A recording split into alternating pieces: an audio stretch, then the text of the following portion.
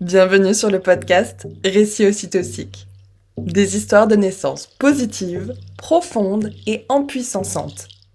L'ocytocine, c'est l'hormone de l'amour. Ça signifie, littéralement, enfantement rapide. Je m'appelle Charlotte Tordoux et j'ai l'honneur d'accompagner les familles dans leur cheminement autour de la naissance en tant que doula. Ce podcast est né durant ma dernière grossesse, alors que je cherchais à me nourrir de récits inspirants. J'ai commencé par des lives sur Instagram. Et aujourd'hui, je vous propose ici ces échanges intimes, authentiques et riches d'enseignements.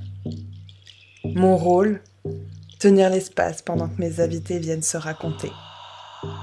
Parce que seules les personnes qui enfantent savent ce qui est juste pour elles. Venez découvrir leurs aventures qui ouvrent le champ des possibles. Vous êtes prêtes et prêts? Alors installez-vous confortablement et laissez-vous porter par ces vagues d'ocytocine.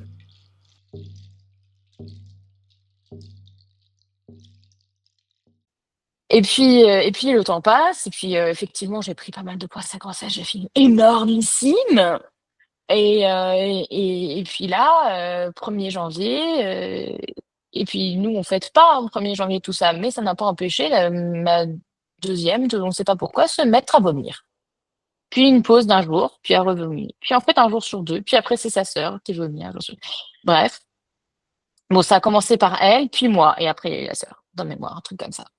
Toujours est-il que, voilà, donc en fait, on avait l'impression que on avait l'impression qu'elle avait une gastro, mais ça repartait, ça revenait, enfin, ça n'avait pas de sens.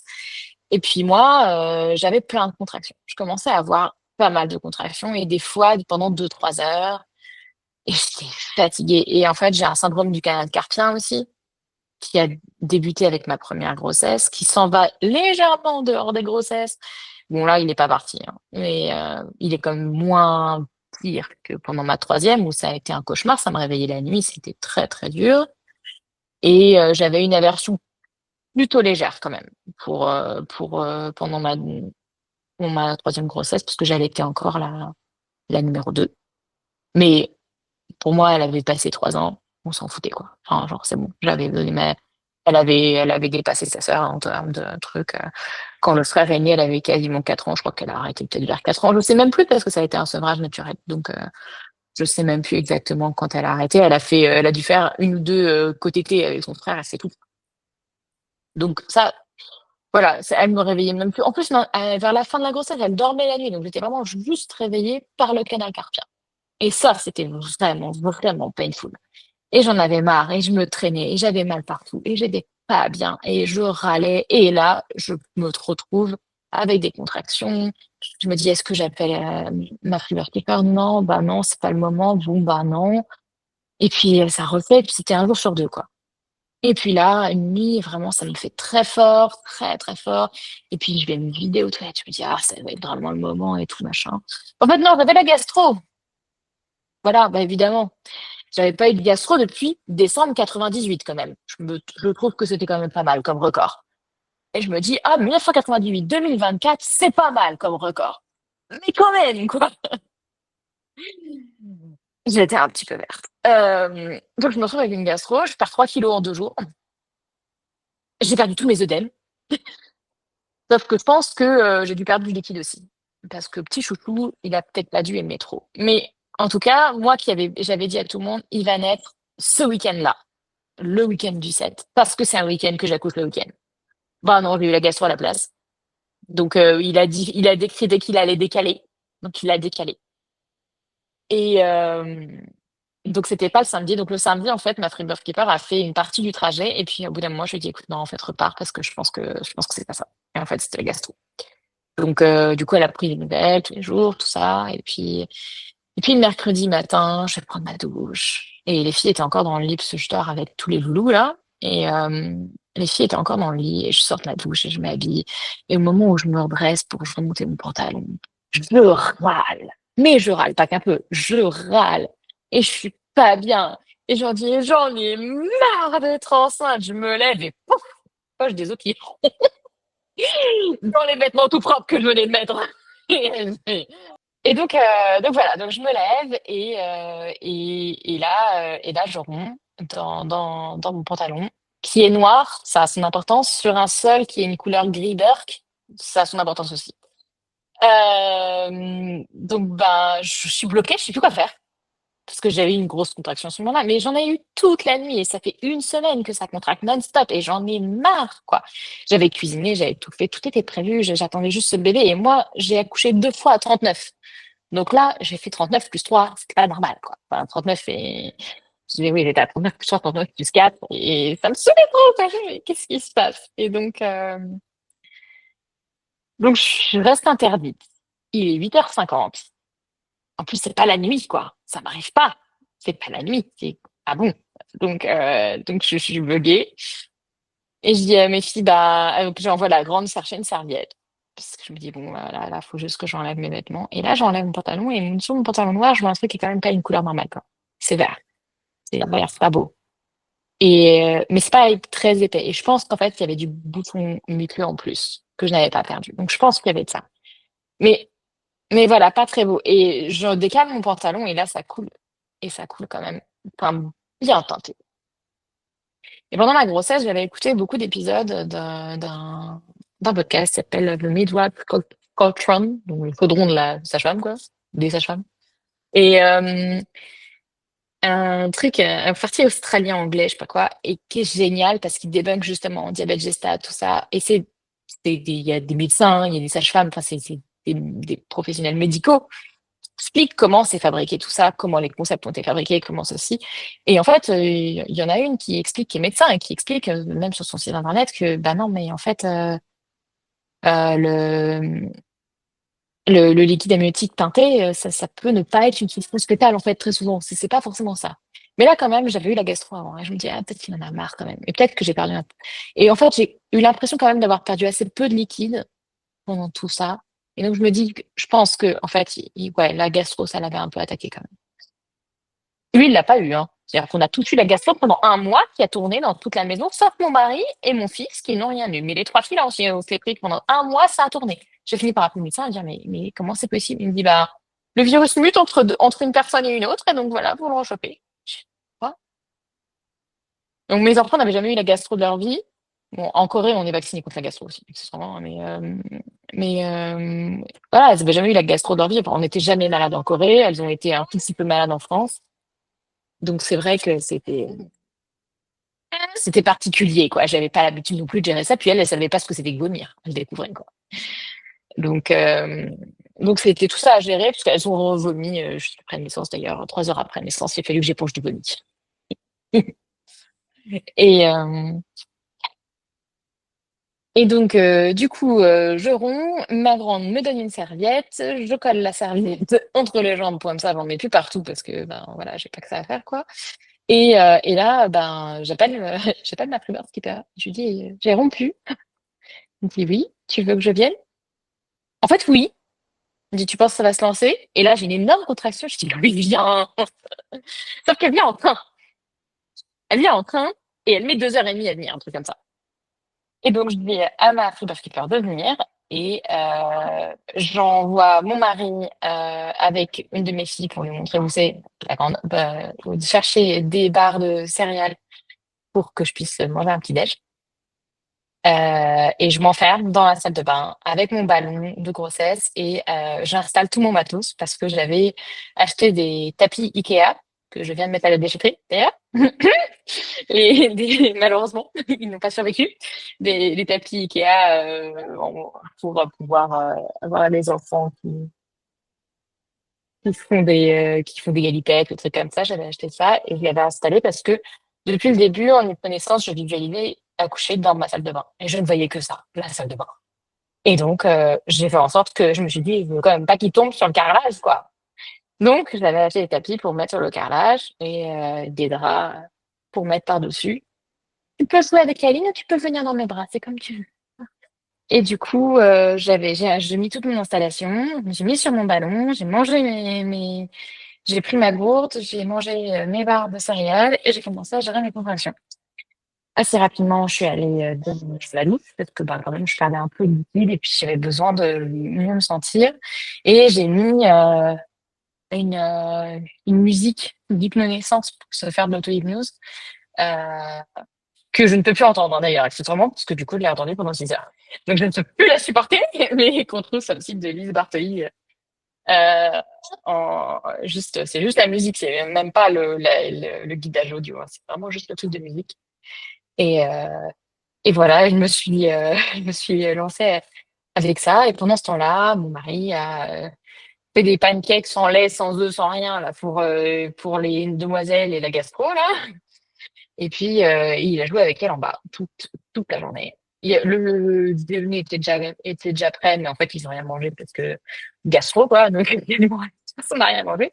Mais voilà. Et j'ai commencé à gérer mes contractions. Vraiment. Et donc, du coup, j'avais tout installé. Puis, voilà, je me suis mis dans la douche. Et là, ça commençait vraiment à piquer, quoi. Et c'était vraiment douloureux et j'arrivais plus complètement à me mettre dans ma bulle. J'étais vraiment en auto-hypnose, mais j'arrivais plus à rester complètement dedans. En fait, surtout parce que et, euh, et puis en fait, bah, j'avais toujours ma gastro. En, en fait, j'avais un peu tout, quoi. J'avais fini quand même par prendre du Smecta pour la gastro parce qu'après 2 jours à me vider, moi, il fallait absolument que j'arrête de me vider. Mais du coup, c'était toujours pas revenu dans l'ordre, en fait, au niveau intestinal. Donc, du coup, bah, j'étais obligée, je suis allée aux toilettes à un moment et là, je commence à me taper la tête contre le mur. Ça me faisait du bien, quoi. Et après coup, je me dis quand même, je me suis tapé la tête contre un mur. Mais en fait, vraiment, je faisais ding entre les 2 murs de toilettes, quoi. Je dis, on en est là, quoi. Quand même. Et les toilettes, elles sont au bout du couloir par rapport à la salle de bain. Et c'est toute seule à l'étage, il n'y avait personne. Mais en fait, j'avais des contractions entre la salle de bain et les toilettes. Le timing était hyper serré pour arriver à y aller, en fait. C'était hyper dur, quoi. Et pourtant, c'est pas loin.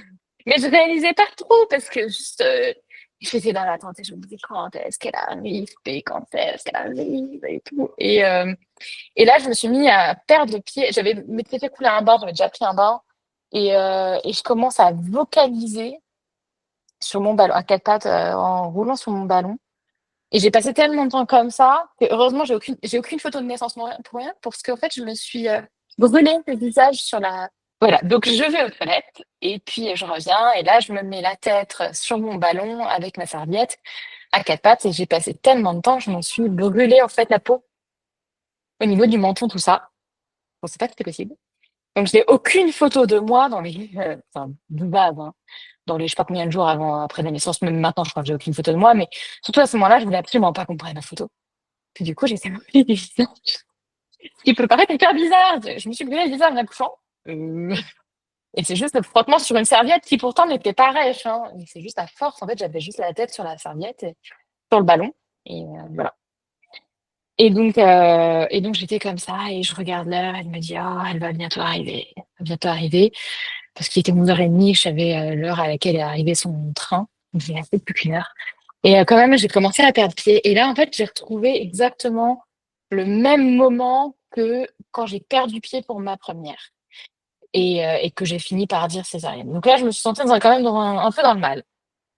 Et surtout, en lisant le livre de Céline, de Lucille Gomez, La naissance en BD, c'est là où j'ai découvert la phase de désespérance que je ne connaissais pas parce qu'on ne l'enseigne pas à l'école. On ne nous parle pas de phase de désespérance, on ne sait pas ce que c'est. Et en fait, je pense que c'était ça. Et c'est pour ça que j'ai dit que j'étais en train que j'allais mourir et tout ça et que je voulais que. Et en fait, pour moi, c'est de l'abus de faiblesse qu'en phase de désespérance proposer une césarienne ou une péridurale à quelqu'un qui avait dit qu'elle n'en voulait pas. Et, euh, et voilà. Et j'avais réfléchi à ça et ça m'avait retourné. On était en France à ce moment-là quand j'avais lu ça, ça m'avait entièrement retourné. Et c'est pour ça aussi, je cherchais plus. Et je me dis, qu'est-ce qu'on nous cache d'autre? Qu'est-ce qu'on nous met dans la tête? Parce qu'en fait, avant, les sages-femmes qui faisaient sages-femmes, les femmes qui faisaient sages-femmes étaient des femmes expérimentées qui passaient le diplôme, qui ont passé le diplôme parce qu'il y a eu un diplôme qui a été mis en place. Mais sinon, c'était juste des femmes expérimentées qui connaissaient, qui avaient vu plein d'accouchements, tout ça.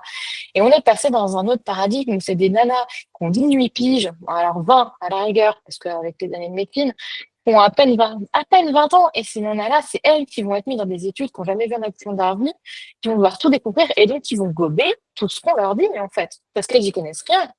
Et donc on leur dit, ça c'est la norme, bah pour elles ça va être la norme, mais en fait, non. Et en fait, si on ne t'apprend pas la chose, tu la connais pas en final, parce que tu n'as pas de l'expérience de terrain d'abord.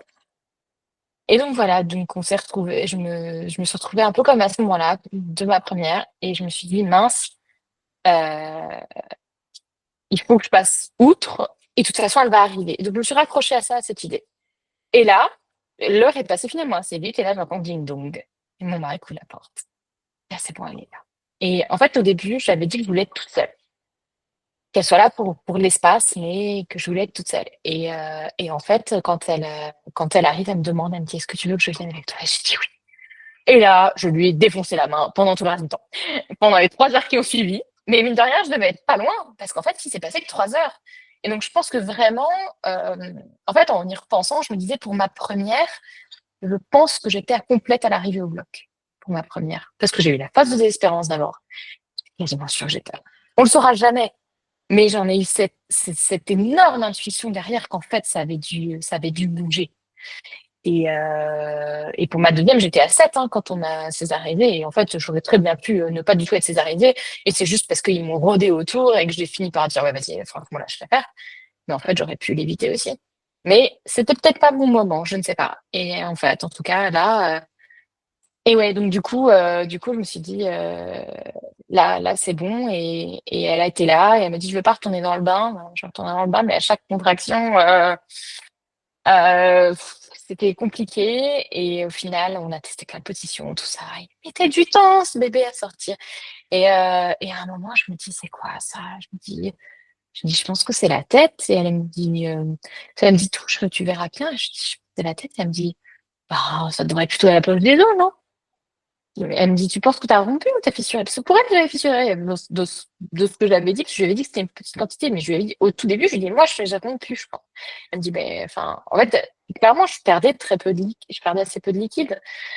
Mais en fait, non, j'avais vraiment rompu. Il n'y avait pas de poche des os, c'était la tête de mon bébé qui était juste énorme, puisque cet enfant, on l'a su le lendemain, pesait 4,210 kg quand même. Le lendemain de la naissance, quand ma sage-femme est venue peser. Donc bon, j'ai juste un gros bébé. Mais ça, au moins, l'échographie, elle est bon. Peut-être un gros bébé. Mais du coup, il arrive tout doucement et j'arrive pas. Je change de position 50 fois. Franchement, j'essaye. Et ça pousse tout seul, en fait. En fait, j'ai pas eu le cercle de feu, tout ça et tout. C'est juste que mon corps poussait, je ne faisais rien. Et donc, quand on me dit, ah oui, il faut faire pousser. En fait, je ne sais toujours pas pousser. Moi, je pousse pas. Moi, mon corps, il fait, moi, je pousse pas. Juste, ça pousse tout seul. Et tout seul, ça pousse. Et t'as le râle qui va avec et t'accompagne à pousser. Moi, j'ai l'impression d'avoir rien fait. J'ai juste suivi et fini, quoi. Et donc, ça a poussé. Et puis, par contre, du coup, la tête, ça a pris du temps. C'était long. Mais en fait, c'était comme un premier bébé. Donc, il n'y avait jamais eu de passage, en fait, ici. Donc, évidemment, sur un bébé en plus qui n'était pas tout petit, bah, ça a pris son temps, quoi. Il a pris son temps.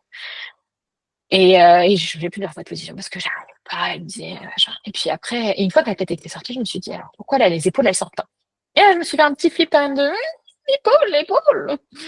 Parce que quand même, voilà, tout ce qu'on m'avait dit pendant la grossesse, bah, ça reste, laisse des traces, même si on a confiance. Et je me suis dit, là, et à un moment, je lui dis, je lui dis, j'appelle, je lui fais, mais pourquoi là, il sort pas, là, en fait, juste, j'ai changé hein, de position, du coup. J'ai changé de position, j'ai levé la jambe et tout. Et au final, il est sorti, j'étais à 4 pattes. Toujours sur mon ballon, hein, qu'elle n'est pas piqué. J'étais à 4 pattes avec les bras sur le ballon. Et je lui ai demandé de l'attraper. Que j'ai senti là, il sortait. Et donc, elle l'a récupéré, puis elle me l'a donné tout de suite. On a fait passer le cordon. Le cordon n'était pas hyper long. Donc, j'ai essayé de le mettre au sein, et puis, bah, non, quoi. Mais, enfin, déjà, il est arrivé un peu, alors, il n'était pas flagada du tout. Et il était évidemment pas très rose, quoi. Mais, normal. Et puis, en fait, très vite, il a pleuré. Et mon mari, après, me dit, et donc là, je demande à Paix de regarder l'heure, parce qu'en fait, je ne savais pas quelle heure il était. Et je lui dis, il faut que je lui envoie un message à mon mari, quand même. Et mon mari me dit en fait, il le savait qu'il était né parce qu'au moment où il a voulu aller aux toilettes, il a entendu d'un coup mon bruit qui s'arrêtait et d'un coup il a entendu les pleurs des chouchous. Et là il m'a dit, j'ai appelé les filles pour leur faire écouter parce qu'on entendait parce qu'en fait les toilettes c'est juste au-dessus de la salle de bain, il y a l'escalier. Et du coup en fait il s'était entendu les mecs qui pleuraient. Et voilà, je me suis envoyé un message pour dire qu'il était né, mais je lui ai pas dit de venir. parce qu'en fait, c'était la salle de bain était dans un état catastrophique. Hein. C'était une salle c'était cataclysmique entre le liquide. Le liquide du coup était vert quand même. Hein, faut dire ce qui est. Donc il y avait du liquide vert partout.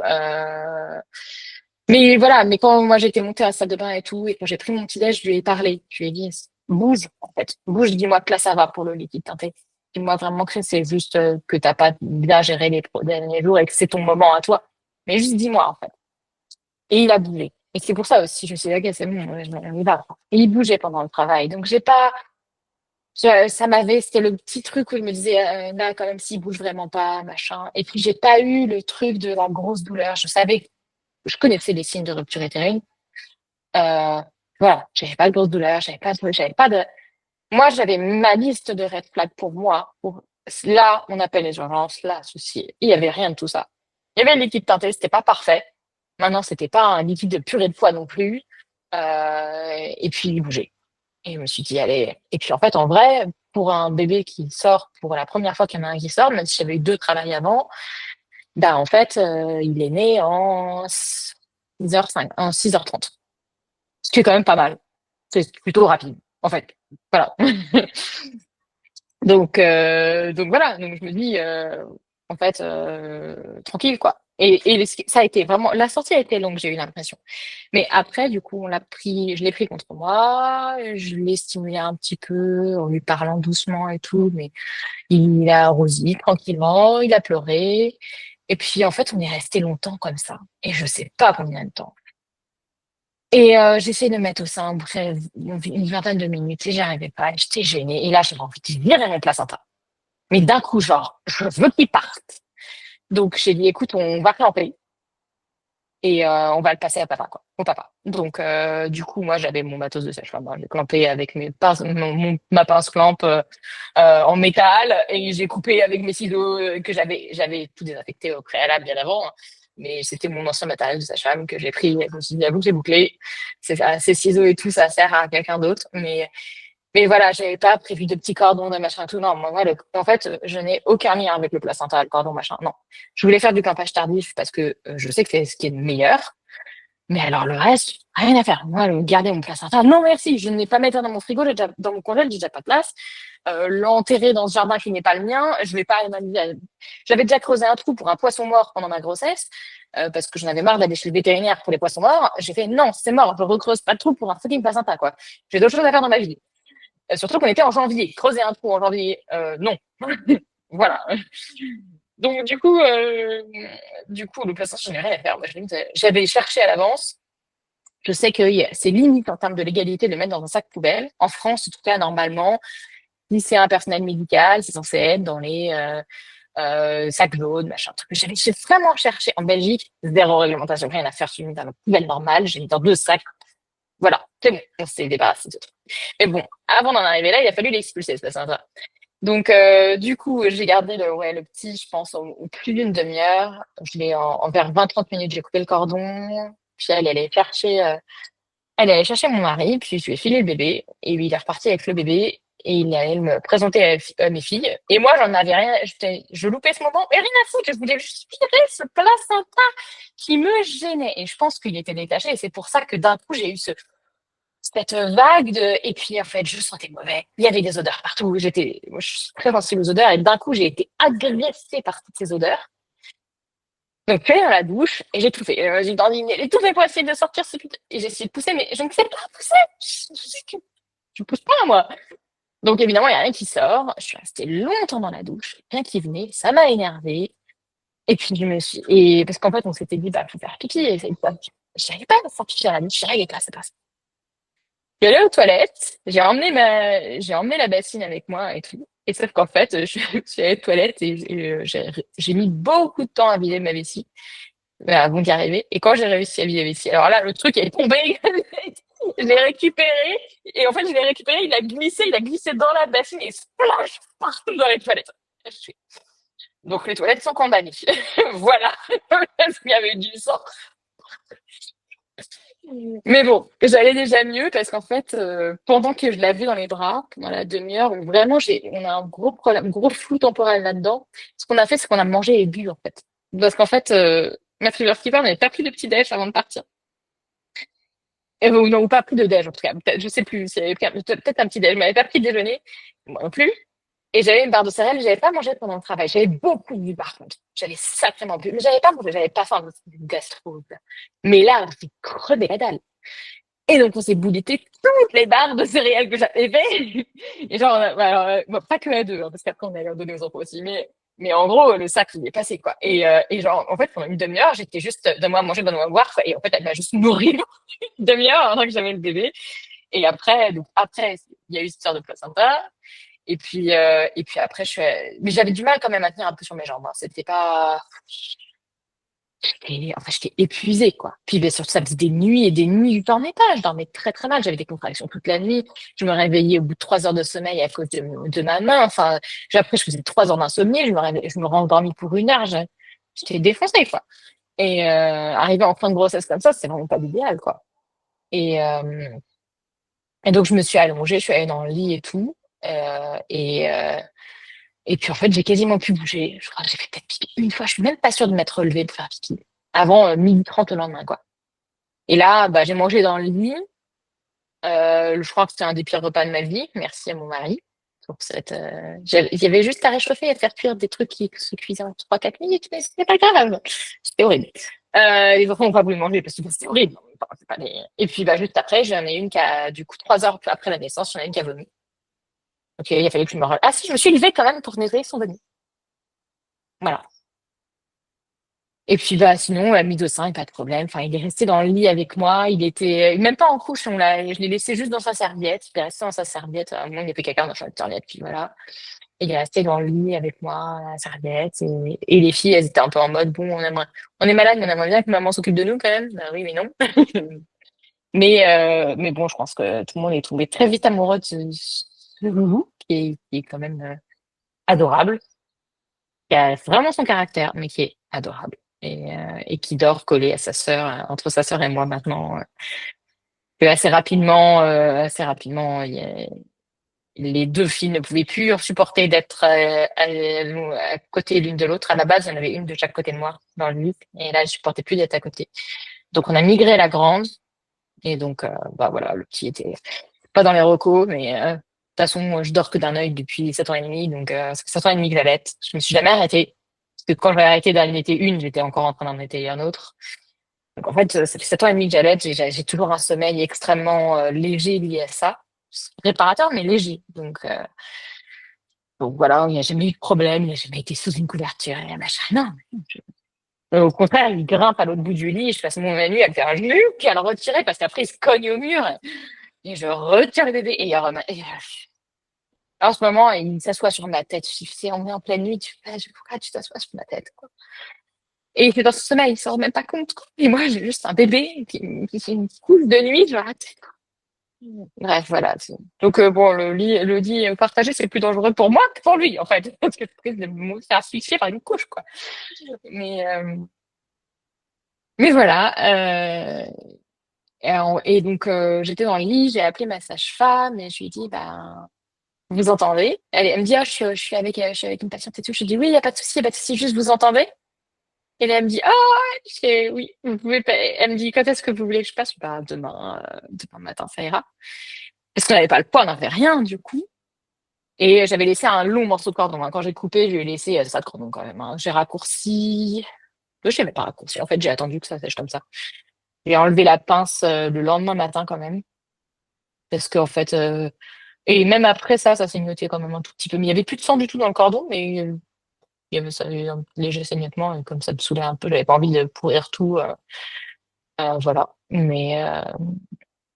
Mais du coup, j'ai nettoyé le vomi et après, j'ai pris 30 minutes pour nettoyer en entier les toilettes quand même, parce que cette histoire de placenta, c'était too much. Mais c'est après ça que du coup, je me suis pas relevée. Après, je me suis couchée, je me suis relevée que le lendemain. Mais voilà, j'avais nettoyé ça. Et P avait nettoyé la salle de bain. Elle a fait vraiment le plus gros, mais vraiment quasiment tout, quoi. Et sauf que j'ai voulu plus. En fait, on a laissé un peu trop les tapis et puis on avait rincé les tapis. Après, j'ai rincé les tapis moi-même à la main.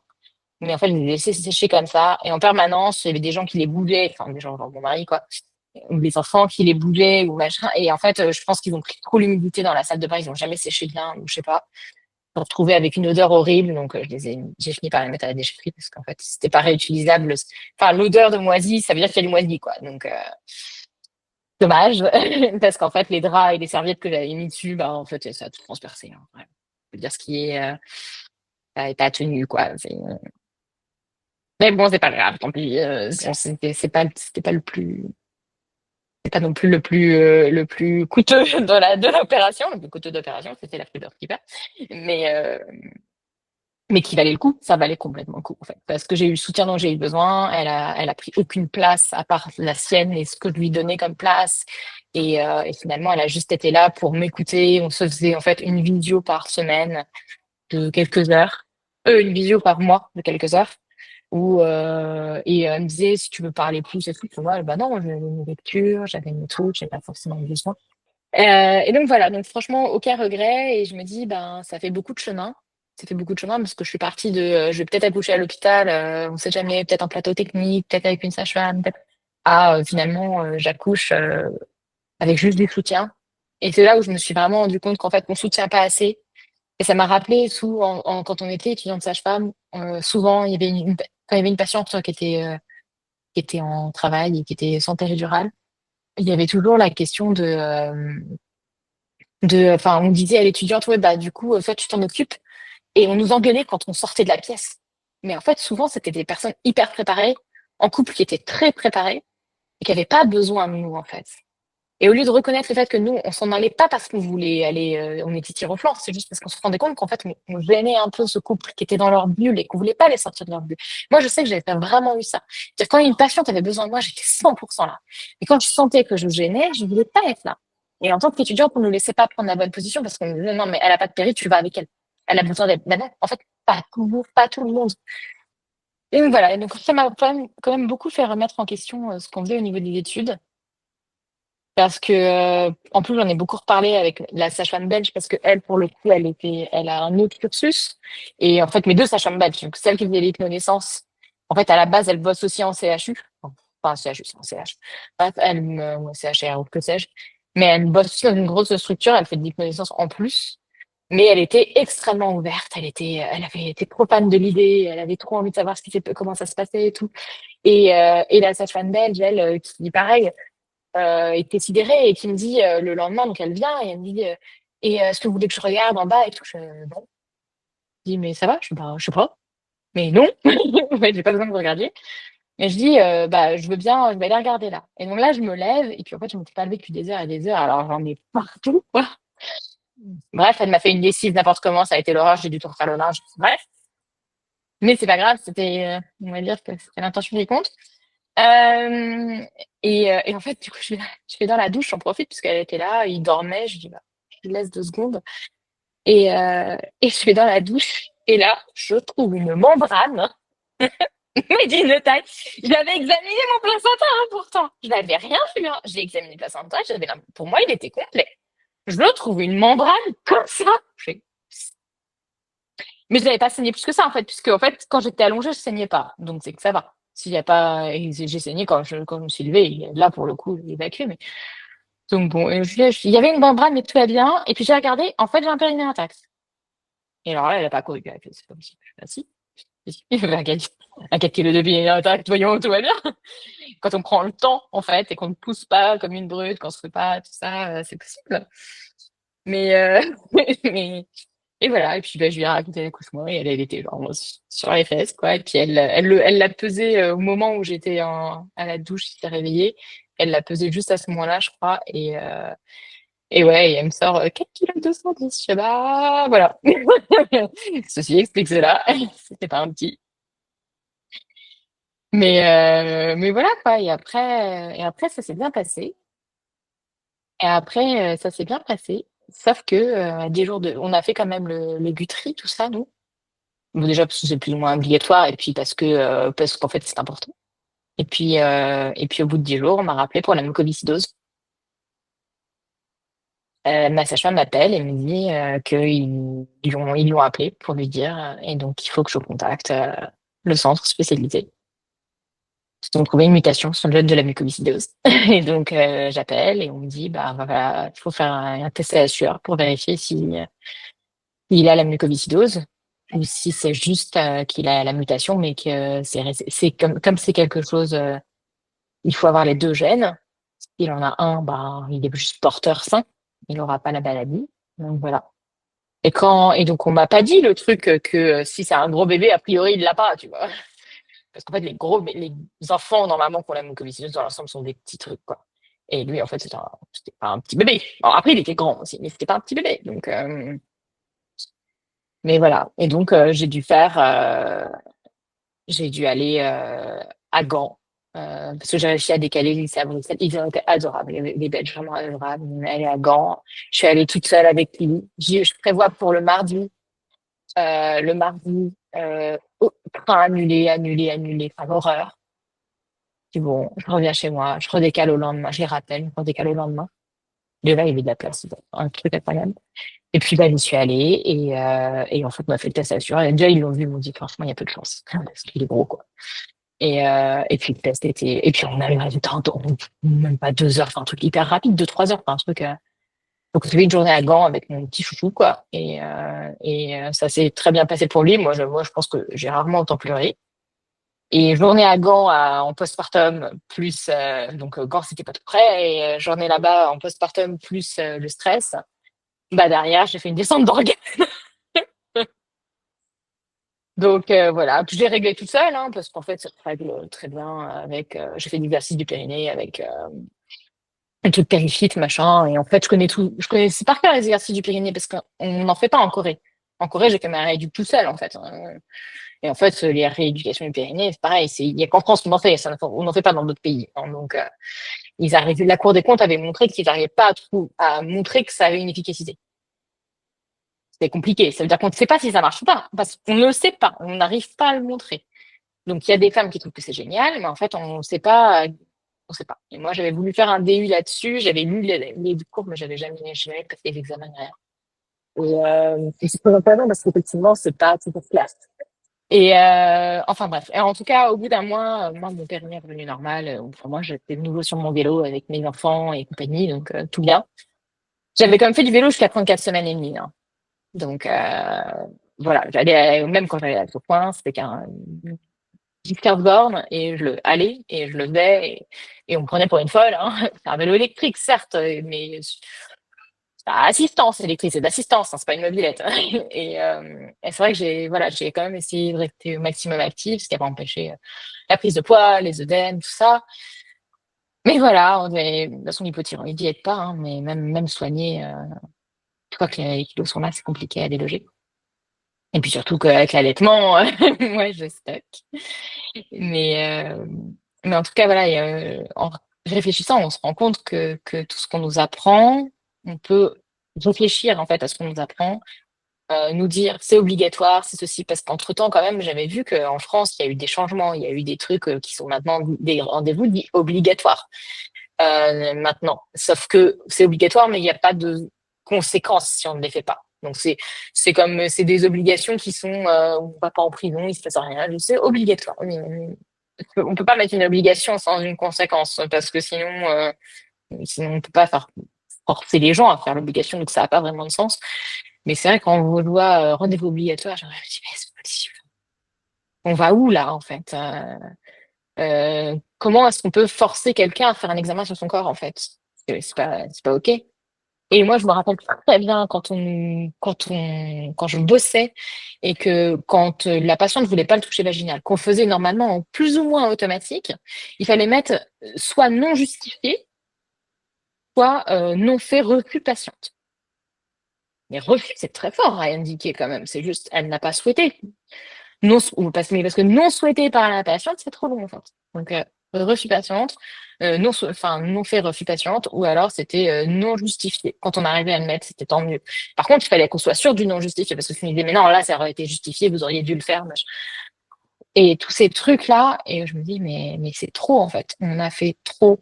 On a on a perdu en humanité en fait dans ce genre de structure et tout. Et même quand on parle périambulatoire, en fait, même les périambulatoires, en fait, c'est pas parfait. Ça demande beaucoup de personnel. Et moi, j'en avais parlé, hein, parce que j'en avais parlé à tout point. Je me suis dit, ah, ah, mais non, mais en fait, à partir de 5 centimètres, c'est obligatoire la péri pour un utérus bicyclette. Parce qu'on peut aller en césarienne. Oui, en fait, tu peux aller en césarienne. Ah oui, c'est plus à risque de. Oui, mais non, c'est pas à risque de césarienne, c'est à risque que tu prennes la décision de nous faire passer en césarienne. C'est pas du tout pareil, hein. C'est une décision, en fait. Et moi, mon antécédent d'utérus bicyclette, il venait directement de décisions médicales. C'est pas, moi, je suis pas née avec un utérus bicyclette. Mon utérus bicyclette, il est arrivé par des décisions médicales. Et décisions médicales, mauvaises décisions médicales. La première, c'était non justifié. J'aurais eu une péri ou j'aurais eu un soutien. Ça se serait pas passé comme ça. Et la deuxième, elle aurait jamais dû arriver, en fait, tout court. C'est juste que vraiment, moi, j'ai été saoulée et je me suis dit non, lâche l'affaire. Parce que j'étais partie dans un contexte à la maison qui n'était pas OK, que je voulais juste que mon mari retourne voir ma fille, en fait. Je voulais juste qu'il retourne. Et limite, à ce moment-là, je pensais même plus à mon deuxième bébé. Je voulais ma première, en fait, parce que c'était la prunelle de mes yeux, cet enfant. Et je l'avais laissé endormi, mais après 2 heures de hurlements, c'était un cauchemar, en fait, à laisser comme ça. Et là, je me suis dit, pour le troisième, en fait, je ne veux pas laisser mes enfants. En fait, je veux pas les laisser. Je veux pas les laisser pendant 1 jour, 2 jours, 3 heures. Je veux pas les laisser. Et ça paraît hyper bizarre parce que les gens laissent tout le temps leurs enfants. Ils les laissent des babysitters, ils les laissent pour l'école, ils les laissent aux grands-parents pour prendre du temps en couple. Moi, ça arrivé genre 3 fois. J'ai pleuré toutes les larmes de mon corps les 3 fois où j'ai laissé ma fille parce que mes parents et mes beaux-parents me disaient, mais si, mais laisse, mais laisse. Non, je ne vais pas envie de la laisser. Je ne voulais pas la laisser. Pourquoi est-ce qu'on force les parents à faire ça?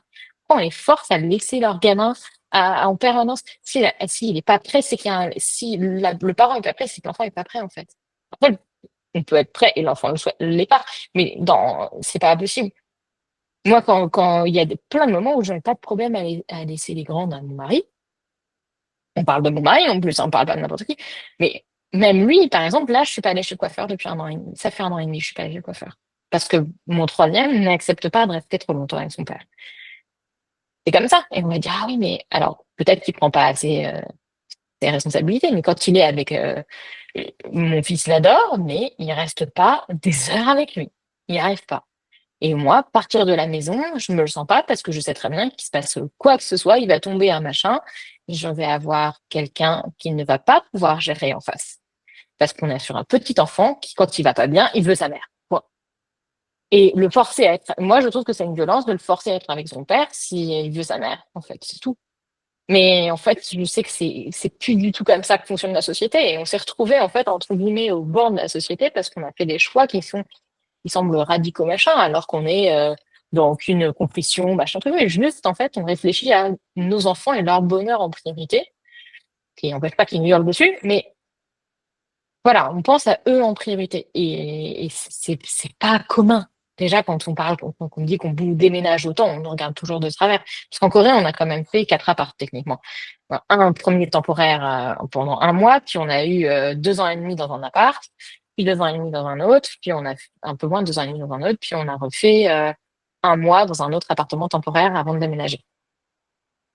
Mais voilà, on déménage, mais on déménage, nos enfants, ils s'en fichent parce qu'en fait, ils n'ont pas d'ancrage en dehors de nous, parce qu'ils veulent pas avoir d'autres enfants, parce qu'ils veulent pas forcément. Ils aiment avoir et reconnaître les lieux, reconnaître un peu les gens, mais il n'y a pas de gros liens qu'ils font avec des gens parce qu'ils sont encore petits, en fait, tout simplement, et qu'ils ont des neuroatypies, mais ils sont encore petits. Et ça fait que, voilà. Mais faire passer ses enfants en premier, ça n'est plus vu comme normal et faire passer son envie d'accoucher chez soi, c'est plus vu comme normal. Et quand on regarde les sondages, le nombre de femmes qui préfèrent accoucher chez elles, moi je trouve ça alarmant de voir ce qui se passe en ce moment en fait. Se dire et c'est tellement bien. Le seul problème, c'est qu'évidemment quand on accouche chez soi, on a les enfants avec nous, les enfants précédents, et donc on a le travail des enfants précédents avec nous. Si on n'a pas de soutien, c'est compliqué. Et sauf que si le soutien c'est la famille qui trouve normal de frapper des enfants, moi, je préfère pas avoir de soutien et c'est pour ça que j'en ai pas de soutien. En fait, je supporte plus non plus la phrase «faut tout un village pour élever des enfants». Oui, ben si le village il pense comme toi, si le village il pense pas comme toi et qu'il va prendre tes enfants, il va les frapper, il va les foutre devant un écran, moi je suis contre. Je veux pas de ce village-là. Et en fait, on se retrouve du coup à être un peu ostracisé, à nous dire, oh là là, mais c'est pas possible de pas montrer d'écran à nos enfants, c'est pas possible de pas les mettre à l'école, c'est pas possible de jamais les faire garder, c'est pas possible de pas avoir de temps que vous deux en couple. Bah, oui, mais bah, ok, mais trouvez-nous des gens qui pensent comme nous, en fait, parce que moi, j'en trouve pas. Ou alors, je les trouve sur les réseaux, mais et même ceux-là, j'en trouve pas des aussi radicaux que nous sur les écrans, par exemple, c'est très très rare. Voilà, et sur la nourriture, parce que nous, par exemple, on ne mange pas de la nourriture, tout ce qui est Nova 4, on ne mange pas. Nova 4, c'est ultra transformé. Et Nova, c'est une classification. Et par exemple, rien que ça, tout le monde ne connaît pas. Et nous, on est passé dans on fait tout maison. Il n'y a plus l'ultra transformé. Ça devient, on passe pour des gens hyper bizarres. Et on est quoi? On est juste à la base deux intellectuels qui ont juste réfléchi à la question et qui veulent faire au mieux, quoi. Et c'est pareil pour la grossesse et pour l'accouchement. Et là, j'ai eu un mari qui, malgré tous ses défauts, trouvait que ce que moi je veux faire pour ma grossesse et pour mon accouchement, c'est moi qui le décide. Et que lui, il ira avec, dans tous les cas. Mais qu'on savait aussi qu'il serait pas un soutien, que moi, je voulais absolument pas le voir pour mon accouchement. Je ne voulais pas de sa présence dans ma pièce parce qu'il m'aurait parasité. Mais voilà, c'était notre deal et ça a été super. Et je me dis, là, je vois le nombre de femmes qui parlent, à qui je parle et qui me disent juste, ah oui, mais mon mari, lui, il voulait une césarienne. Ah bah oui, mais on était là, donc il voulait pas qu'on reparte à la maison. Ah mais oui, mais lui, il a peur pour le bébé, il a peur pour moi, il a peur de se retrouver veuf. Ouais, d'accord, t'es drivé par la peur et moi, j'en ai un qui me fait confiance, en fait. Quand je lui ai dit, au fait, nos enfants, ils iront peut-être jamais à l'école, il m'a dit, OK. Encore une lubie de ma femme. Mais en fait, il est 100% on board. En fait, il n'y a pas un moment où il dit, non, mais en fait, quand on est à l'école, là, non. Et alors que ça lui fait une grosse pression sur lui, parce que du coup, moi, je suis au foyer. Chose que j'ai jamais voulu faire de ma vie. Ma mère était au foyer, je me suis dit, jamais de ma vie, je serai au foyer. La différence, c'est que moi, mes enfants sont pas sco. Donc, à passer ta jour, être au foyer quand tes enfants sont sco, c'est différent que quand tes enfants sont pas sco. Parce que moi, ils sont là tout le temps. Alors que du coup, je n'ai pas un moment où je peux ranger, être appelé par l'école 50 fois parce qu'ils sont malades, parce que le prof est absent, parce que, ok, j'ai pas tout ce stress-là, mais du coup, ils sont tout le temps là, quoi. Enfin, tout le temps là, on part, on sort beaucoup, mais ils sont tout le temps là. Et, et voilà. Et c'est un peu loin de l'accouchement, mais en fait, tout se recoupe parce qu'en fait, quand je repasse au départ, le départ, c'est la DME et c'est parti de ça. Et c'est parti de ça, plus mon cerveau qui a dit, attends, il s'est passé ça, t'avais des douches glaciales. On t'a déjà mis sous une douche glaciale toute habillée, en fait. Rappelle-toi. Et tous ces petits trucs, en fait, qui arrivent le troisième bébé, il est dans la salle de bain. Et et donc voilà. Donc, en fait, en fait, tout s'imbrique. Il n'y a pas un moment où j'ai pris la décision comme ça, out of the blue. Non, ça a été une réflexion. Et en fait, je me dis, ma deuxième, j'aurais voulu faire ça, en fait, pour ma deuxième. Mais il manquait le petit truc. Et la deuxième, j'avais une peur, c'était, s'il y a un problème, on doit appeler le SAMU et que le SAMU parle pas anglais. Qu'est-ce qu'on fait? Parce qu'on parle pas coréen, on n'est pas coréen. Et ça, en fait, ça a été le petit truc qui a fait que j'aurais été dans un pays anglophone. Je pense que ma deuxième, elle naissait à la maison et je ne faisais pas venir me faire venir mes beaux-parents et tout le contexte aurait été différent. Ma deuxième, j'aurais vraiment pu la faire à la maison. Mais voilà, il manquait peut-être du chemin psy. Il manquait peut-être aussi d'avoir travaillé sur ce trauma que là, j'ai travaillé pour la maison pendant la grossesse du troisième, que j'ai travaillé sur le trauma du premier. Et voilà. Mais je trouve ça pas normal qu'on doive attendre d'avoir des traumas et de faire tout ce chemin et qu'il faille attendre 6 ans et demi pour arriver à faire la naissance qu'on veut, en fait. Pas, je trouve que c'est pas normal et qu'il y a vraiment trop de trucs qui pêchent, en fait, que ce soit dans la formation des professionnels, dans l'organisation des soins en France et dans la liberté, en fait, des femmes, parce que finalement, ça parle de liberté. Aller dire à une patiente, bah non, vous pouvez pas accoucher en telle position parce que tu comprends, c'est pas pratique. Moi, s'il y a un problème et qu'il y a une dysesthesie d'épaule, bah, je peux pas faire ma manœuvre. Il y a une fois comme ça, hein, une patiente qui était à quatre pattes sur la table d'accouchement. Ah là là, ah bah il bloque, qu'est-ce qu'on fait? Non mais en fait, il suffit de la tourner. Hein. Le temps qu'elle se mette sur le dos, en fait, elle a bougé et c'est bon, il sort. En fait, il n'y a pas la piste aussi. Parce que ça arrive, une dysesthesie d'épaule, mais oui, on voit quand même plein de 5 kilos qui sortent. Hein. Donc, souvent, la dystocie des peaux, pourquoi il y en a plus? C'est parce qu'on accouche sur le dos. Parce que c'est pas mieux d'accoucher sur le dos et que ça bloque plus. Et d'ailleurs, toutes les manœuvres qui sont expliquées sur comment régler le problème bizarrement, elles s'expliquent quand la patiente est allongée sur le dos. Et en fait, tout ça, et je passais mon temps à avoir des choses où j'avais l'impression d'avoir mon cerveau, où il y avait une case qui était poum. Ok, non, ça explose ici, ça explose là, non, ça marche pas. Qu'est-ce qu'on nous a expliqué, qu'est-ce qu'on nous a raconté? Et je ressentais mes crocs, je me disais, mais c'est pas possible, on se fout de nous, en fait. Et voilà. Est-ce que c'est parce qu'on est des jeunes? Parce qu'on en voit de plus en plus des gens qui veulent faire une reconversion, qui veulent être sage-femme, alors en deuxième métier. Mais les études, bon, elles sont plus qu'elles étaient quand moi j'ai fait les miennes. Mais, mais vraiment, on peut se poser des questions. Est-ce qu'il faut, il y en a plein qui se disent, ah, j'ai accouché, c'était tellement bien, je vais être sage-femme. En fait, tu sais pas ce que c'est qu'être sage-femme quand tu sors être sage-femme d'études, être sage-femme, c'est pas de la sage-femme, ce qu'on appelle sage-femme authentique aux États-Unis ou autre, où c'est de la sage-famerie de quelqu'un qui a de la connaissance des femmes, de la connaissance de quelle place trouver. Et justement, Floriane, je trouve qu'elle a exactement la bonne posture. Maintenant, elle fait comme toutes les sages-femmes à AD en France, c'est-à-dire qu'elle fait du tri.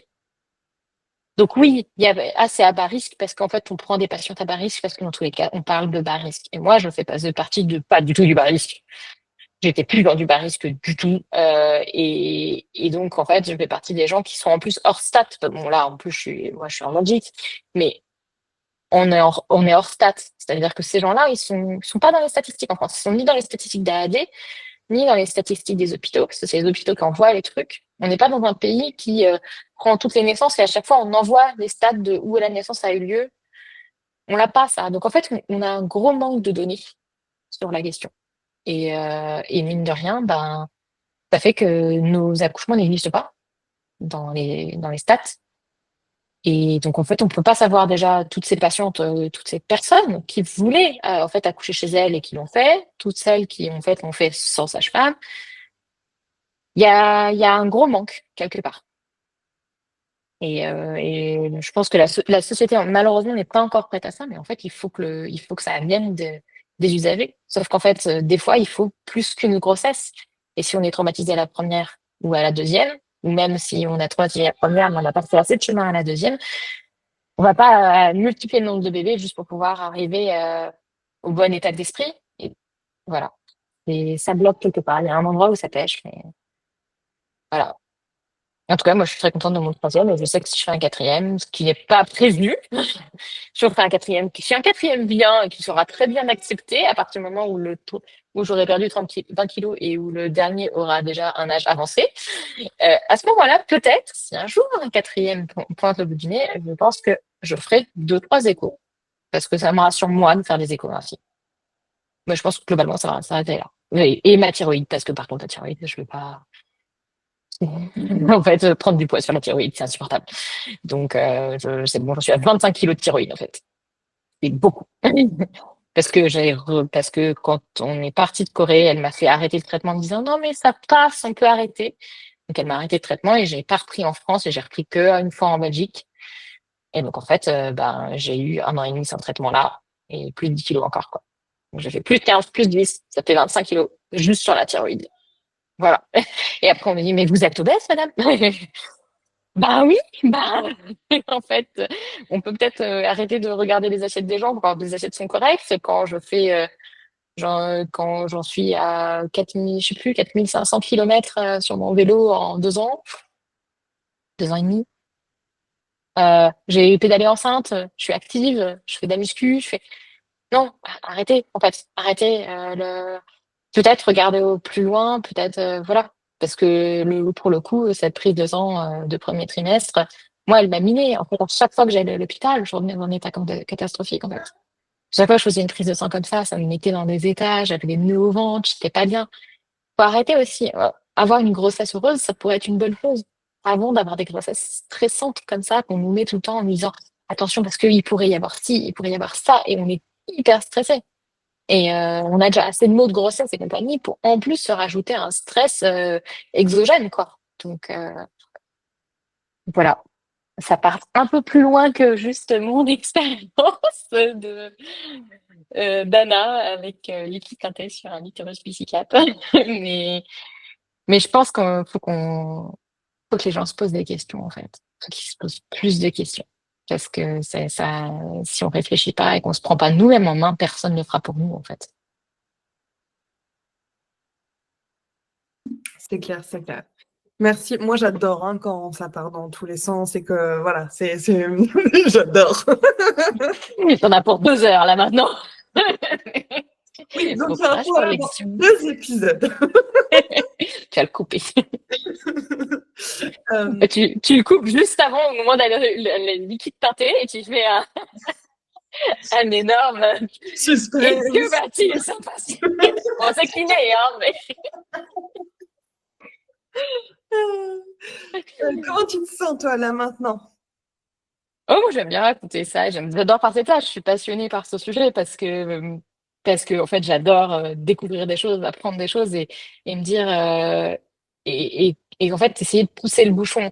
Donc, par exemple, dès que je découvre un truc, je l'envoie à mes amis. Ne serait-ce que par exemple, moi, je suis pas concernée par ça, mais je me suis beaucoup renseignée sur le terme dépassé. Parce que moi, je me rappelle, en première année de médecine, on nous a montré des images de fœtus à 43 semaines, ou 42 semaines. Ils nous disant, regardez, regardez, le truc-là était mort dans le ventre de sa mère parce qu'il avait dépassé ses termes. On nous a montré ça en première année de médecine. C'était même pas en SATREM, c'est pas dans le cursus, je sais pas, c'est en cours de, je sais plus même, franchement, je sais même pas, en anat, je pense, un truc comme ça. Pourquoi? Et moi, ça m'a marqué. En fait, ça me marque ce genre d'image parce que, et on se dit, bah oui, en fait, le bébé, en fait, il peut rester et ne jamais accoucher. Elle ne peut ne jamais accoucher. Enfin, quand même, dans le sens, non, hein, c'est quand même très, très rare. Hein. Mais, et donc, à force d'être sur des groupes anglophones ou autres, quand tu vois des 44 semaines ou des nanas qui te disent, moi, j'ai accouché tout le temps à 30, 43 passé. Et on le sait. Et quand on voit qu'en France, on te dit le terme, c'est 41 semaines. Il y a des hôpitaux qui te laissent jusqu'à 41 plus 5 et qui te déclenchent à 41 plus 5. Il y en a qui te déclenchent à 42 plus 5. Il y en a un en région parisienne. Pourquoi est-ce qu'on laisse une semaine de plus dans cet hôpital, mais pas dans les autres? Attention, c'est vrai que les arrondissements de Paris, c'est vraiment différent quand on est à Robert-Debré ou quand on est à Trousseau. Franchement, ça répond quoi. Et le pire, c'est pas ça. Le pire, c'est que entre commune France et commune Belgique, en commune Belgique, le terme c'est 40 semaines, comme en Angleterre, parce qu'évidemment, quand tu passes une frontière de pays, ton terme change, parce qu'évidemment, tout le monde sait que la frontière change la physiologie de la femme.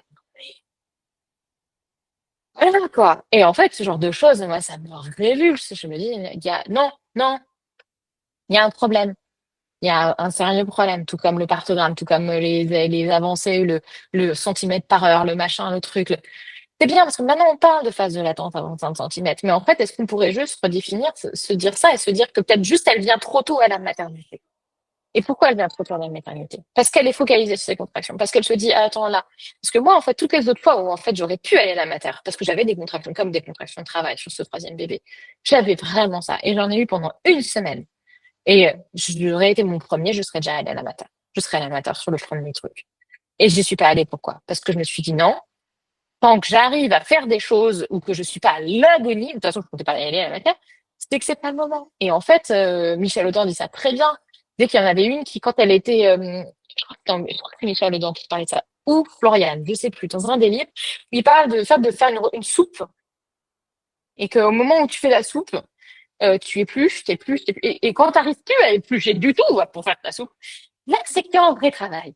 Donc, alors, quand tu commences à sentir quand même que tes contractions elles piquent, fais une soupe. Et vois quand est-ce que tu peux plus la faire, la soupe. Et j'ai trouvé ça super parce que ah ben ouais, effectivement. Parce qu'en fait, finalement, si l'accouchement et la naissance se mettent dans la vie, si tu n'as pas à te poser la question de quand partir, tu n'as plus à compter tes contractions, en fait. Tu n'es plus en train de dire quand est-ce que je dois confier mon enfant. Parce qu'en fait, on fait ce calcul-là, on fait ce calcul de attends, à quelle heure il faut que je parte parce que je veux pas être à l'agonie dans ma voiture avec le temps de trajet. À quelle heure il faut que j'appelle les beaux-parents parce que je veux pas les embêter pour rien en pleine nuit. Mais en même temps après, ils vont se coucher. En même temps, peut-être qu'ils décrocheront pas parce qu'ils vont se coucher. Ou peut-être que en fait, ça va être trop tard et que je vais me retrouver à devoir accoucher avec ma belle famille à côté. Si on n'a pas à penser à cette logistique, si on est juste dans le moment, en fait, on n'est plus à compter ses contractions. Et si on compte plus ses contractions, On n'a plus ce truc-là, cet espace où on a le psy qui te dit, oh là là, ce serait le moment. En fait, t'as plein de contractions et ton corps qui te dit, ouais, t'as plein de contractions, mais en fait, c'est pas le moment. Mais tu l'écoutes plus. En fait, tu t'écoutes les contractions, tu n'écoutes plus le. En fait, je suis en train de m'entraîner là. Là, je m'entraîne. Je fais que de l'entraînement. Et on l'écoute plus comme ça. Et moi, vraiment, le fait d'être resté dans la lumière, d'être resté devant un écran de lumière bleue, mais what the fuck, en fait, et je regarde, je fais, mais ouais, j'ai tellement merdé. Mais j'ai merdé pourquoi? Parce que si j'avais pas cette connaissance-là, parce que j'ai fait des études de sage-femme, je pensais savoir tout sur la physiologie de l'accouchement. Non, je connaissais la pathologie de l'accouchement. C'est la pathologie de la grossesse, la pathologie de l'accouchement. La physiologie, je ne la connaissais pas. Mais la physiologie, c'est tu fais pas ça, en fait. Tu te mets pas dans la lumière. Et voilà. Ouais, elle boit. Focalisé. Moi aussi, j'ai une Wow. gourde. C'est une gourde. Il y a des Comme. pélicans dessus. Oh, oh, une gourde à pélican. Bon, tu veux ton lait ou pas, toi? Tété? Oui ou non? C'est de l'eau dans ma gourde. Là, il a pas. Là, il a fini et encore. Il a fait quoi d'autre comme signe, c'est tout, hein. Ah, le encore, il est magique. Le Ah encore. non, putain, ça dépend tout ce truc, hein. C'est vraiment. On a commencé à 10 mois de la grande. Et puis ça aussi, tu sais, tu vois, la liste des choses qu'on fait, tu vois, la langue des signes, c'est pareil. Les gens, ah ouais, ah non, mais mon enfant, il voulait pas. Non, mais moi, si j'avais eu ça, bah, oui, bah, en fait, c'est des choses que tu peux mettre en place. T'es pas obligé d'attendre que ce soit socialement acceptable, quoi. Mais bon. Enfin bref, donc ouais, donc je sais plus ce que je disais exactement, mais voilà, tous ces sujets, donc le dépassement de terme, tout le diabète gestal, tout ça, je trouve ça passionnant. Par contre, une fois que j'ai accouché, je n'ai plus supporté les podcasts de naissance. J'en ai plus écouté. J'en ai plus. En fait, j'ai fait une overdose, c'est-à-dire que dès que je cuisinais, j'avais un podcast. J'avais un podcast tout le temps dans les oreilles, à part quand j'étais avec les enfants. Dès que les enfants jouaient dans leur coin, j'avais un podcast. Et c'était que des podcasts sur l'accouchement et la naissance, quasiment. Et voilà. Et ça, et maintenant, j'arrive plus là. Je sature. Et aussi, bon, alors, pas trop, ceux sur la naissance libre, c'est autre chose. Mais ceux sur les naissances, en plus, en structure, où on sent la passivité, j'avais pas le choix que, enfin, on m'a fait la césarienne parce qu'il y avait un code rouge, parce que mon bébé n'allait pas bien, le monitoring externe, du coup, hein, a montré que, oui, mais alors, on sait, en fait, que quand le bébé descend, il y a des ralentissements. Et c'est normal, en fait. Sauf que en structure, même si tu as un médecin et que tu dis, bah, c'est normal, il descend, il va te dire, non, mais en fait, là, elle est pas en train d'accoucher, donc c'est là en train d'accoucher. À la rigueur. Mais sinon, juste qu'il est en train de descendre, on perd le contact ou ça décélère parce que machin. Et quand tu regardes les stats, c'est magique. Ils te disent, je crois que c'est dans un livre de Michel Audin, où il dit ça, qu'en fait, au niveau des statistiques, c'est assez clair, quand il y a du monitoring discontinu, c'est-à-dire que tu l'écoutes de temps en temps, ou du monitoring continu, la différence, c'est le nombre de césariennes. Par contre, en termes de mortalité et de à quel point l'enfant va bien, c'est pareil. La différence, c'est que dans un cas, ils sont fendus, dans l'autre cas, ils ne le sont pas. Et bah, ok, enfin, juste, et il faut arrêter de dire, ah oui, la césarienne, on se remet plus vite. Pas du tout. Déjà, la descente de regard, on peut en faire aussi avec une césarienne, hein, parenthèse, parce que c'est juste lié à imprégnation hormonale, fragilité du périnée, et aussi la grossesse qui a pesé de toute façon. Donc, c'est pas tant. D'ailleurs, moi, quand j'ai commencé mes études, on faisait pas de rééducation du périnée. C'était pas remboursé, je crois, pour les femmes qui avaient une césarienne. On faisait juste la rééducation abdo, et assez rapidement, avant la fin de mes études, je crois que ça a changé. Ça a changé assez rapidement, où on s'est mis à proposer à tout le monde en disant, bah oui, comme il y a eu le poids de la grossesse. Mais de toute façon, on est le seul pays qui fait de l'éducation du périnée quasiment. Donc, bon, c'est toujours pareil. C'est, qui veut pas dire qu'il faut pas en faire. Peut-être que ça sert. La Cour des comptes a montré qu'on sait pas. Mais peut-être que ça sert. C'est juste que, est-ce que c'est toujours bien fait aussi? Parce que, par exemple, en école sage-femme, on était très, très peu formés à ça. On avait genre une demi-journée. Une demi-journée de blabla, à peine et que de la théorie. Donc en fait, si on l'apprend pas sur des stages, ben on l'apprenait pas. Et puis est-ce que vraiment finalement, est-ce que avec sonde, selon le type de sonde, est-ce que ça fonctionne bien? Ça dépend du type de sonde, celle de biofeedback ou autre, parce qu'il y a celle qui envoie des petites décharges Et t'as celle où non. Par exemple, moi, celle que j'ai là, elle est super. Pas eu le placement de produit, hein, mais j'avais la première de Périfit, là, je crois qu'ils ont fait une deuxième depuis. Ils te disent juste quand contracter, en fait. C'est un petit jeu. En fait, tu joues au jeu avec ton périnée, et tu contractes. Et c'est quelqu'un qui est à fond, il était à fond sur les jeux vidéo avant d'avoir des enfants. C'est top, en fait, parce que t'as juste, enfin, voilà, selon ta contraction, tu fais bouger un bonhomme ou un avion, ou, enfin, voilà. C'est juste des contractions, ça capte la contraction que tu fais, où est-ce que tu l'as fait, et ça la monitor. Mais avant, je crois qu'il y en a encore, hein, chez les kinés ou autres, je sais qu'il y avait des sondes où en fait ça t'envoyait des décharges.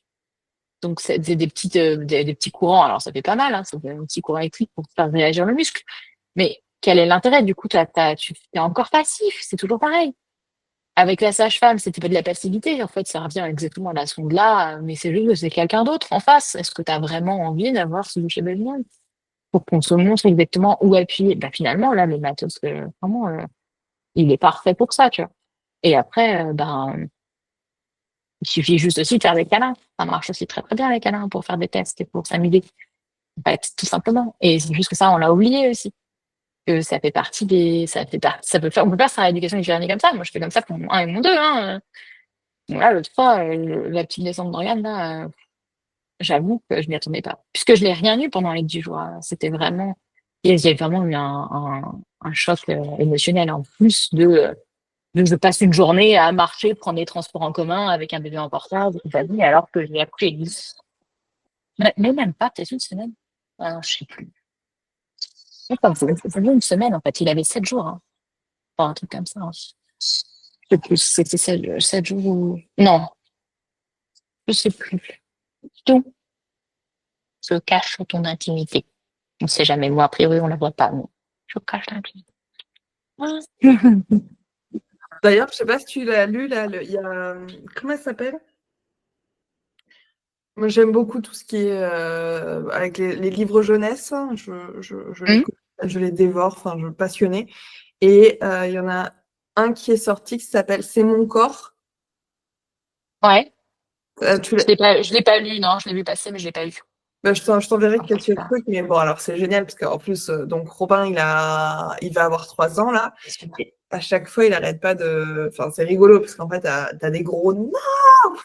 Donc à Ah chaque oui, oui, je l'ai vu, non, je l'ai vu passer, mais je crois qu'il y a une ou deux pages où j'étais pas, où j'adhérais pas, je sais plus. Mais bref, c'est toujours compliqué d'aborder certains sujets. Et par exemple, tu sais, tu les as les précis d'anatomie, les vers là, tout sur tout sur la vulve et tout sur le pénis. Voilà.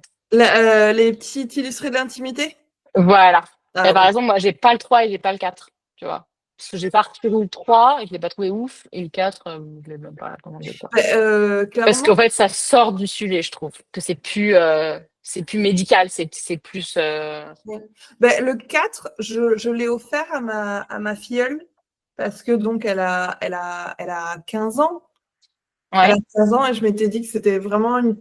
Je sais que sa mère, en fait, sa mère, elle les a eus elle les a eus Attends.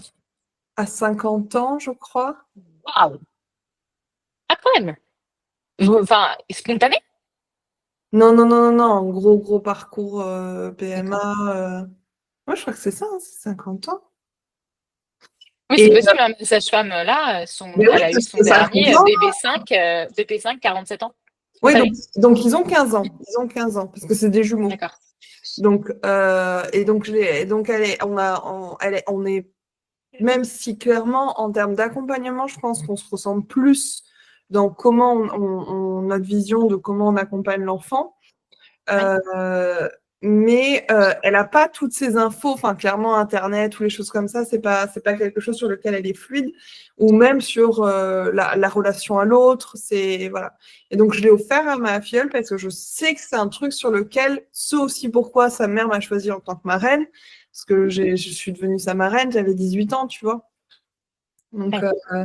c'est voilà, elle fait exprès de mettre une grosse différence de génération de façon à pouvoir être nourrie des deux. Et, Ouais. euh, et je sais que c'est une ouverture, on va dire, vers soi. Avant, tu sais, je pensais aussi les livres de Charline. Comment il s'appelle? Charline J'en ai Cherski. 2. Non, attends. Moi, j'en ai 2 pour les enfants, là, un rose et un violet. Donc, sur l'accouchement, enfin, sur la venue d'un bébé. Machin. Tiens, tu sais, celui où il y a la sage-femme, où il y a la maman qui a accouché à la maison, là. On en a 3. On Ah, en a 3. Je t'attends, de chez Jeanne Célène. Non, Euh, celui-là, j'ai pas. le Celui-là, j'ai rose? pas. Tu sais, le violet et le orange, là. Ils sont là, Parce que dans la clairement, des case naissances à là-bas. domicile, il n'y en a pas des masses. Hein. Il y a Et accouchement à domicile avec une sage-femme, on la voit à peine, la sage-femme, dedans, dans un des deux. C'est. Oh, Ma mère est la plus forte. celui-là, mais c'est pas celui-là, c'en est un autre. Celui-là, on l'a aussi. Mais bon. Mais. C'est bien. Et bientôt, Mais... bientôt, je pourrais. Bon, C'est bientôt. Gaëlle, je crois, qui avait fait le dessin, non? Il y Je a crois qu'il y a Gaëlle Gaëlle. aussi, mais Voilà, Gaëlle, j'en ai 2 de Gaëlle. la première version.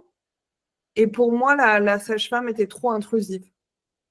Pour moi, elle était trop. Hum, je crois qu'on la voit. Enfin, tu vois, je crois qu'on la voit quasiment pas. On la voit préparer du matériel, je crois. C'est tout.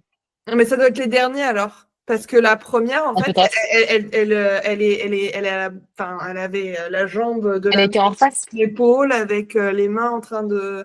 Ah, tu vois, je me rappelle pas de ce dessin, donc je suis pas sûre, je pense pas. Je crois qu'elle accouche dans l'eau dans celui-là. Mais ça, voilà, donc ça a dû. Non, non, non, ça, c'est la première édition. Donc D'accord. ça date un peu. Non, il y a celle-là, il y a aussi Bienvenue Lou. Alors en plus, ce qui est sympa, c'est que ma fille s'appelle Lou. Où là, c'est. On parle.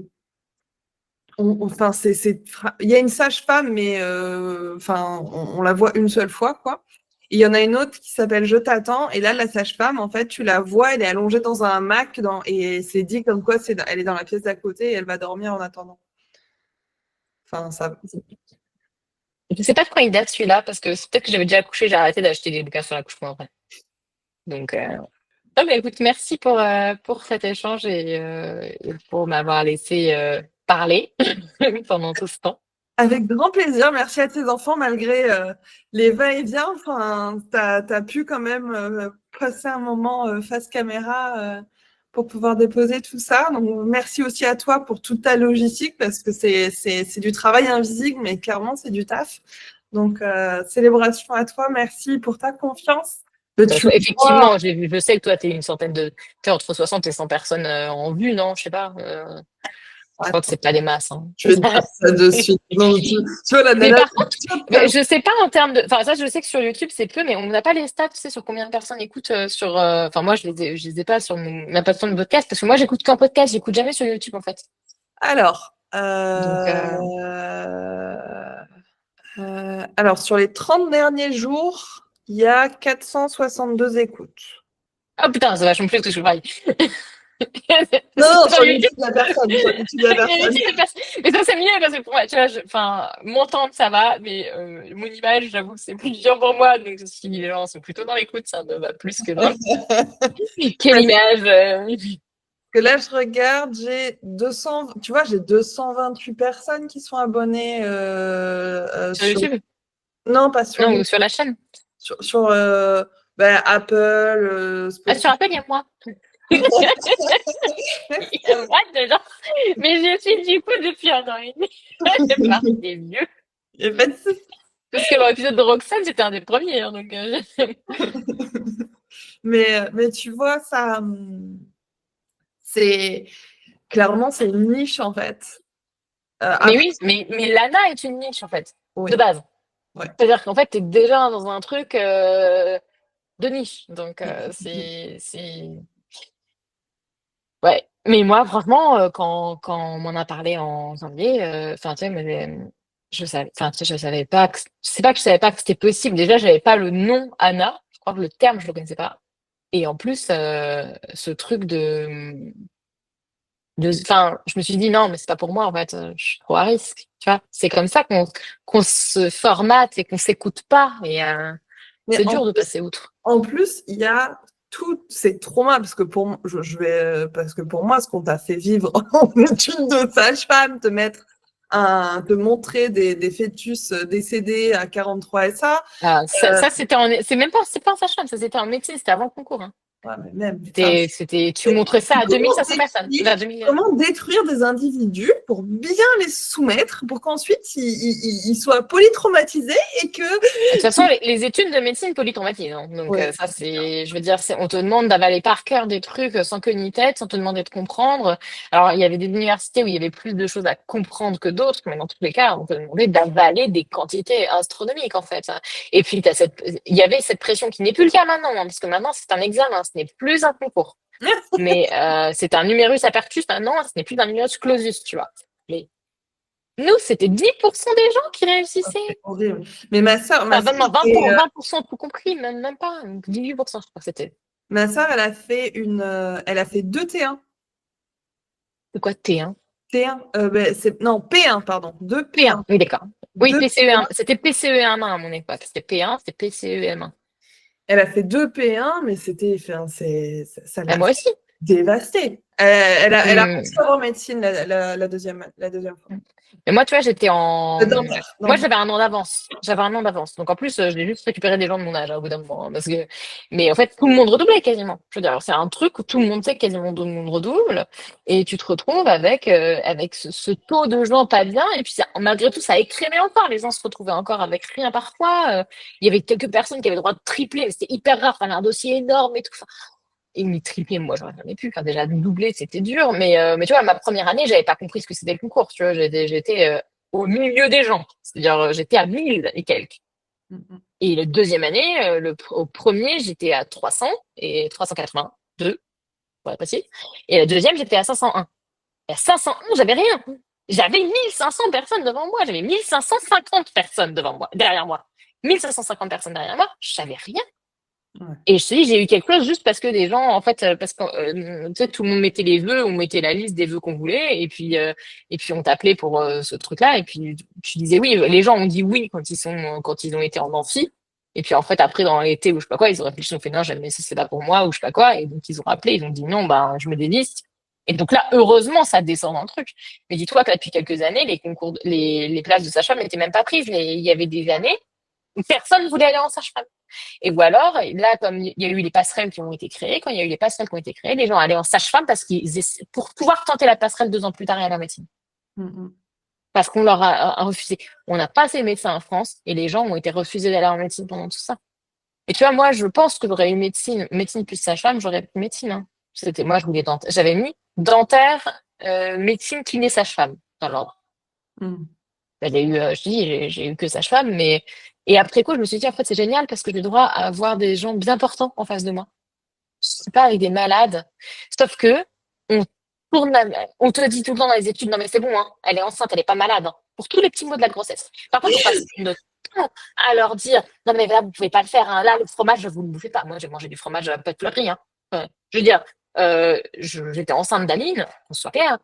Quand j'allais en France, je suis allée en France une fois enceinte, je crois. Je vais manger du fromage. Faut pas déconner. J'étais en Corée, il n'y avait pas de fromage. Et quand je suis arrivée en Corée, il n'y avait pas de beurre, il n'y avait pas de fromage, il n'y avait rien. Quand on est parti, il y avait tout. Hein. Et quand on est arrivé, on n'avait pas de beurre, on n'avait pas de fromage. Ça n'existait pas. En fait, en 5 ans, la Corée a radicalement changé. C'est-à-dire, on est arrivé, les gens dans ma ville ne parlaient pas anglais. 5 ans plus tard, les jeunes étaient les ados et tout, étaient devenus des jeunes adultes qui parlaient anglais. Mais sinon, on était, franchement, quand on est arrivé, c'était la merde. Hein. On est parti, quand on est arrivé, au bout d'un an, on s'est dit, quand on va partir, ça va être vivable. On est parti, c'était invivable uniquement à cause du Covid. Tu vois, parce que moi, ils m'ont dit, mais pourquoi votre bébé, il a pas de masque? Cet enfant-là, il avait 11 mois. On m'a dit, pourquoi Ah, il n'a pas de masque? n'importe quoi. Ah là là. Elle est née en plein Covid. Hein. J'en ai pas parlé parce que pour moi, le Covid, c'était enfin, on ignorait les choses en fait. On a mis de côté parce que nous, on n'a jamais été confinés, toutes ces merdes en fait. Mais elle est née en plein Covid. Ils ne voulaient pas faire rentrer mon mari avec ma fille à l'hôpital. Il a forcé le passage. Il y avait une barrière à l'hôpital. Enfin, il y avait des gens qui faisaient barrière, qui prenaient la température de tout le monde. Nous, les gens prenaient la température dans les cafés. Ils étaient barges. On s'est fait bannir du bus. Ah, au bout d'un temps, on ne voulait plus nous faire monter dans le bus, ce n'est pas de masque. Ils ont dit non. Comme les chauffeurs de bus étaient maîtres de leur bus, le chauffeur avait le droit de nous refuser. Donc, en fait, il nous a refusé.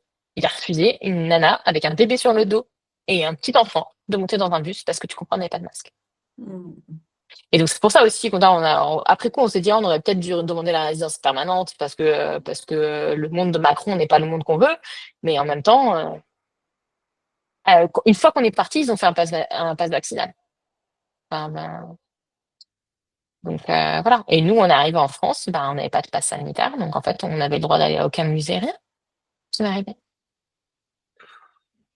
Alors, le sous-citoyen. Et Macron, pendant 3 semaines, avait empêché les Français de revenir en France. Hein.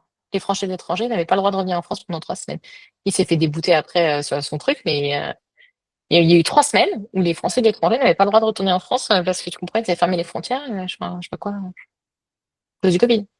Non, mais moi, ça nous est resté en travers de la gorge. Donc, on cherche un pays Il n'y a mieux, pas quoi. si longtemps, mais c'est fou comme on l'a occulté. Nous, on a eu une chance de dingue, c'est qu'on avait déménagé, parce qu'on était dans c'était horrible.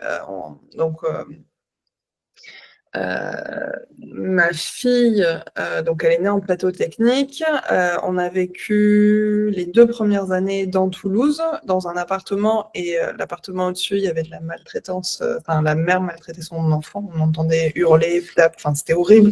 Et à l'époque, je n'étais pas du tout sensibilisée, tu vois, des trucs comme ça. Donc, en gros, c'est oui, mais le pire, c'est que l'enfant soit chez les services sociaux. Enfin, oui, mais il y a d'autres étapes en fait entre-temps, tu vois. Ouais, mais non, mais quand tu vois les services sociaux, c'est un vrai problème. Genre, maintenant, ça commence à éclater ce qui se passe. Mais moi, j'en ai entendu un autre qui parle qu'à Marseille, effectivement, tu avais des réseaux de PRO, SPU, machin. Euh, Ouais, tu veux qu'on lise ce livre? C'est trop mignon, hein? Voilà! Il veut qu'on lise le livre sur le canapé. C'est extrêmement précis.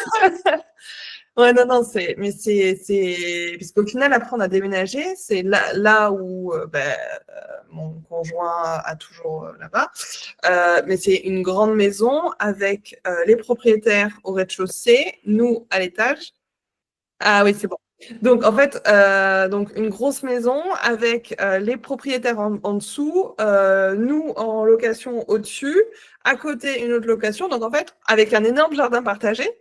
Donc, ça faisait que on était confinés à 6 familles avec jardin. Donc, franchement, je crois que tu vois, il y a une méga grosse bonne étoile au-dessus de notre tête parce que c'était hyper vivable, quoi. Mais en fait, je pense que c'est pour ça qu'il y a une espèce de. J'ai oublié ce que ça a pu être le confinement parce que j'ai pas eu toute cette violence-là. Enfin, si, il y a une fois, je suis sortie parce qu'on avait une chienne, donc pareil, on avait la chance de pouvoir sortir. Je balade la chienne, j'ai Lou qui veut téter, donc je m'assieds par terre, on fait la tétée. Il y a une police, il y a une voiture de police qui s'arrête, qui dit vous n'avez pas le droit de rester là, vous circulez. Je fais la tétée, elle fait non, là vous circulez, vous n'avez pas de rester là. Mais le problème, c'est qu'eux, ils sont obligés, c'est comme tout le monde en fait, ils sont obligés d'appliquer. Mais bon, appliquer ça, franchement, enfin. Et vraiment, nous, en fait, à chaque fois que j'entends un podcast, c'est ah bah c'était le Covid, donc on était confinés, machin. Et tu sais, moi, j'ai pas cette expérience parce qu'on n'a jamais vécu de confinement, nous. Et tous les cotons-tiges dans le nez, moi, j'en ai quasiment jamais fait. J'en ai fait une fois pour l'avion, et elle m'a charcuté. Et je peux te dire que moi, en plus, je saigne du nez facilement. J'ai fini le nez en sang, enfin, vraiment. Et sinon, moi, j'en ai jamais fait. À chaque fois qu'il fallait que quelqu'un en face dans la famille, c'était mon mari. C'est toi qui fais. Oui, de césarienne, toi, tu fais le coton-tige dans le nez. Ah, mais je peux te dire que là, le coup, j'ai eu 2 césariennes, tu fais le coton-tige dans le nez, il se l'est pris, je sais pas combien de fois. C'est lui qui s'est pris tous les cotons-tiges. Non, mais non, faut pas délirer. Hein. Ouais. Non, mais surtout qu'en plus, c'est tellement stupide d'aller aussi loin parce que moi, une fois qu'on est rentré ici, ma belle-mère m'avait donné des tests et on a eu le Covid. À chaque fois, ils nous le ramènent. On l'a eu 2 ou 3 fois depuis qu'on est rentré. On n'avait rien eu. Encore, on n'a jamais été malade. Depuis qu'on est rentré, on a eu, je crois, le Covid 2 ou 3 fois. Mais chez les enfants, ça passe easy peasy quasiment. Bon, c'est moi qui morfle le plus. Honnêtement, moi, je m'amuse de temps en temps à faire le test, tu vois. J'en ai plus, ça y est. Mais j'avais des tests, je les ai utilisés. Et en fait, il suffit d'avoir le nez qui coule, en fait. T'as pas besoin d'aller remonter jusqu'en haut. Faut arrêter la débilité, en fait. Et en fait, ça a rendu les gens complètement barges et parano. Et en fait, le truc, c'est que nous, on cherche un pays pour aller s'installer où il n'y a pas eu de confinement, où ce genre de débilité n'existe pas. Ça, plus l'IEF, Mais le Japon, par exemple, ça existe. Parce qu'en fait, au Japon, c'est pas forcer le masque, c'est juste culturel. Bon, il est où le gars? Ou tu veux aller là-bas pour lire le livre? Agnès, ben vraiment, merci encore hein, pour ce moment. Je t'envoie plein de chauds doudous. Merci d'avoir offert ça au monde et voilà, d'être allé vers ce qui était juste, c'est d'avoir débunké le game, quoi. Bah, écoute, j'espère que d'autres pourront. Parce qu'il faut que les gens se réveillent. On peut pas continuer quand je vois le Stop Vogue, là, Ouais. je me dis non, quoi. Moi, je transfère à mes amis parce que elles, je me dis, elles vont peut-être.